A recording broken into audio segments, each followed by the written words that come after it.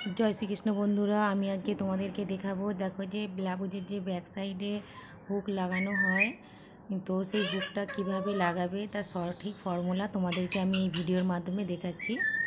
দেখো, আমি প্রথমে ব্লাউজের গোলাটা এইভাবে কেটে নিয়েছি। আর কাটার পরে দেখো যে মাঝ বরাবর এখান থেকে আমি এখানটায় কেটে দিয়েছি, কারণ এখানটায় হুক হবে। আর দুদিকে এদিকে দেখো টাক্স পয়েন্ট, এখান থেকে এখানে টাক্স পয়েন্টটা দিয়ে দিয়েছি। সেমভাবে পিছন দিকেও একই জায়গায় টাক্স পয়েন্টটা দিয়ে দিয়েছি। এরপরে দেখো পিসটাকে এইভাবে সোজা করে খুলে নেবে। এটা তোমার এল সাইড, আর এদিকেরটা রাইট সাইড। এল সাইড মানে লেফট সাইড, আর এদিকেরটা রাইট সাইড। তো এরপরে দেখো যেটা এল সাইড লেখা আছে, তো এদিকে আমাকে যে হুকের ঘর হবে তার পট্টিটা বসাতে হবে। হুকের পট্টি বসানোর জন্য দেখো সবসময় অস্ত্রর কাপড় ব্যবহার করবে। আর অস্ত্রটা সবসময় দু ফোল্ডে ডবল নেওয়ার চেষ্টা করবে, কারণ অস্ত্র অনেক পাতলা হয়, ধোয়ার পরে অনেক কমজোর হয়ে যাবে, ছিঁড়ে যাওয়ার ভয় থাকবে। আর দেখো যে পেছন দিকে যে ব্যাক সাইডে যতটা লেন্থ আছে তার চেয়ে দেখো 1 ইঞ্চির মতো আমি এক্সট্রা রেখেছি। দু সাইডে একটু একটু করে বাড়িয়ে রেখেছি, কারণ সেলাইয়ের পরে অনেক সময় ছোট বড় হয়ে যায়, তো তখন আমি বাড়তি অংশটাকে কেটে দেবো।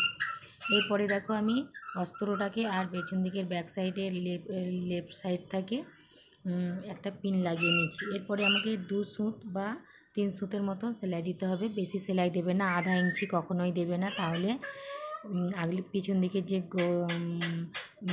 ডিপ নেকটা কম হয়ে যাবে। এরপরে দেখো রাইট সাইডটা হবে অপোজিটে। এটা সবসময় কাপড় নেওয়ার চেষ্টা করবে ব্লাউজের। তো এইটাও একটু এরকম বাড়িয়ে রেখে দিয়েছি। এটাও সেমভাবে, শুধু উল্টো দিকে হবে। আর তোমরা সবসময় মনে রাখবে, যখনই যেখানে পট্টি জয়েন করতে হবে সব পিসের সোজা দিকে বসে, শুধুমাত্র যেটা হুকের ঘর হয় সেই পট্টিটাই উল্টো দিকে বসে। এরপরে দেখো আমাকে 2 ইঞ্চি বা 2 সুত বা 3 সুতের মতন সেলাইটা এইভাবে দিয়ে দেবে।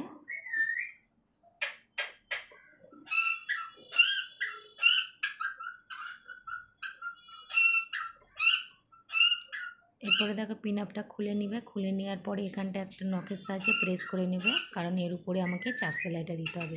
চাপ সেলাইটা দেখো এই অস্ত্রের মধ্যে দিতে হবে, একদম গা দিয়ে।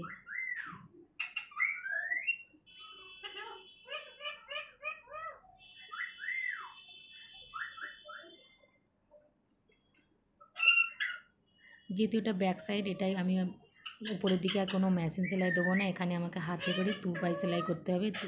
2 ফোল্ড করার পরে এইভাবে দেখো ভাঁজ হয়ে গেল এইভাবে। তো এখানটায় আমি একটা পিন লাগিয়ে নেব। সেম এরকমই আগের দিকে যে ব্লাউজের হুক লাগানো বা হুকের ঘর লাগানো হয় তার ফর্মুলা সেম একই থাকবে। এরপরে দেখো আমি বাড়তি অংশ দুটোকে কেটে দিচ্ছি।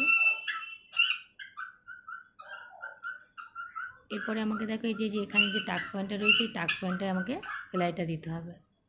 তো পরের পার্টের জন্য অপেক্ষা করো, পরের ভিডিওটা দেখাবো টাক্স পয়েন্ট আর ব্যাক সাইডের পট্টিগুলো কীভাবে লাগাচ্ছ। এরপরে দেখো হুকেরটাও ওরকম, যেটা হুকের ঘর বসবে সেটাও ওরকম 2 পয়েন্ট সেলাই দিবে 2 সুতের মতো। তোমরা এটা ব্লাউজের পিসটাকে ডবল কাপড়েও নিতে পারো। আমি এটা সিঙ্গেল নিয়ে দেখিয়েছি, তোমরা ডবল নিতে পারো, অসুবিধা নেই কোনো। এরপরে দেখো এটাকে একটু প্রেস করে নেবে নখের সাহায্যে, আবার এটার উপর দিয়ে চাপ সেলাই দিতে হবে।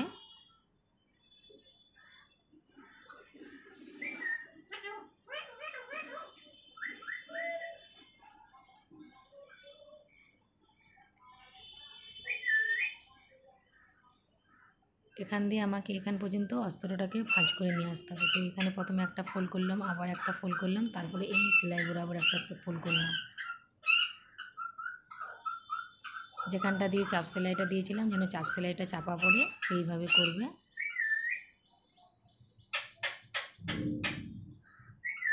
এরপরে দেখো আমাকে এখান দিয়ে একদম গা দিয়ে সেলাইটা দিতে হবে।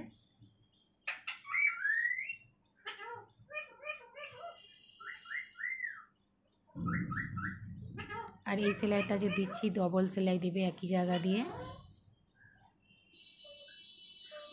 এরপরে দেখো বাড়তি অংশগুলোকে কেটে নিচ্ছি।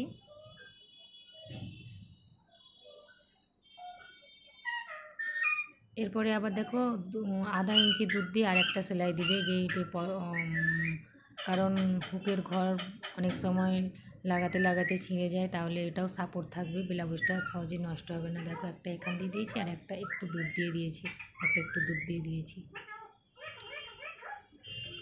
তোমরা আমার এই ভিডিওটা মনোযোগ সহকারে দেখো, অবশ্যই তোমরা বুঝতে পারবে যে কিভাবে মানে খুব ফিনিশিংয়ের সাথে আমি এই পট্টি দুটো জয়েন করে নিলাম, হুকের ঘর বা হুকের পট্টিটা। তো তোমরাও যদি একটু মনোযোগ দিয়ে দেখো, তোমাদেরও আর কখনো অসুবিধে হবে না। তো সবাইকে অনেক অনেক ধন্যবাদ আমার ভিডিও দেখার জন্য আর লাইক করার জন্য, আর যারা নতুন সাবস্ক্রাইব করে